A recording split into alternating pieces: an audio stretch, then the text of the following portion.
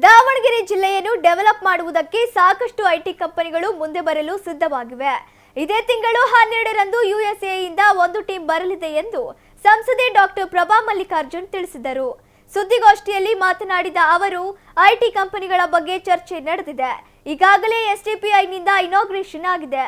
ಪ್ರತಿ ತಿಂಗಳು ಅದರ ಬಗ್ಗೆ ಬಿಐಇಟಿ ಕ್ಯಾಂಪಸ್ನಲ್ಲಿ ಸ್ಕಿಲ್ ಡೆವಲಪ್ಮೆಂಟ್ ಪ್ರೋಗ್ರಾಂ ನಡೆಯುತ್ತಿದೆ. ಎಸ್ಟಿಪಿಐನವರು 2 ಎಕರೆ ಜಾಗ ಕೇಳಿದ್ದರು. ಅದನ್ನು ಸಹ ವಡ್ನಾಳ್ನ ಸಿಆರ್ಸಿ ಸೆಂಟರ್ನ ಪಕ್ಕ ನೋಡಲಾಗಿದೆ. ಸದ್ಯಕ್ಕೆ ಕೆಎಸ್ಆರ್ಟಿಸಿಯ ಮೊದಲ ಮಹಡಿಯಲ್ಲಿ ಸೌಲಭ್ಯ ಒದಗಿಸಲಾಗಿದೆ ಎಂದರು.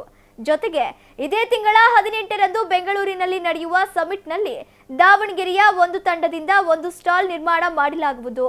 ಅಲ್ಲಿಗೆ ಬೇರೆ ಬೇರೆ ಕಂಪನಿಯವರು ಸಹ ಹೂಡಿಕೆಗೆ ಬರುತ್ತಿದ್ದು, ದಾವಣಗೆರೆ ಬಗ್ಗೆ ತಿಳಿಸುವ ಒಂದು ತಂಡ ನಿರ್ಮಾಣವಾಗಿದೆ ಎಂದರು.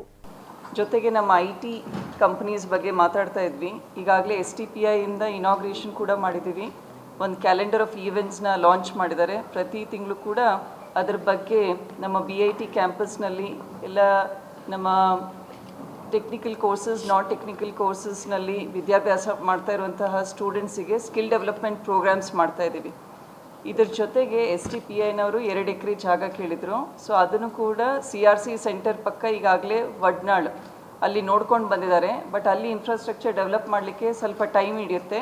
ಹಾಗಾಗಿ KSRTCನಲ್ಲಿ ಈಗಾಗಲೇ ಫಸ್ಟ್ ಫ್ಲೋರ್ನಲ್ಲಿ ಎಲ್ಲ ಸೌಲಭ್ಯ ಇದೆ. ಸೊ ಶೀಘ್ರದಲ್ಲೇ ಅಲ್ಲಿ ಅವ್ರು ಸೆಟಪ್ ಮಾಡ್ಕೊತಾರೆ. ಸಾಕಷ್ಟು ಕಂಪ್ನೀಸ್ ಕೂಡ ಮುಂದೆ ಬರ್ತಾ ಇದ್ದಾರೆ. 8ರಿಂದ 10 ಕಂಪನಿ ಈಗ ಸದ್ಯದಲ್ಲಿ ದಾವಣಗೆರೆಯಲ್ಲಿ ನಾವು ಡೆವಲಪ್ ಮಾಡ್ತೀವಿ ಅಂತ. ಆಮೇಲೆ ಇದೇ ತಿಂಗಳು ನವೆಂಬರ್ 12ನೇ ತಾರೀಕು USA ಒಂದು ಟೀಮ್ ಬರ್ತಾ ಇದೆ. ಅವ್ರು ಕೂಡ ದಾವಣಗೆರೆಯಲ್ಲಿರುವಂತಹ ಪೊಟೆನ್ಷಿಯಲ್ನ ಎಕ್ಸ್ಪ್ಲೋರ್ ಮಾಡ್ತಾ ಇದ್ದಾರೆ ಅವ್ರ ಕಂಪ್ನಿ ಸೆಟಪ್ ಮಾಡಲಿಕ್ಕೆ.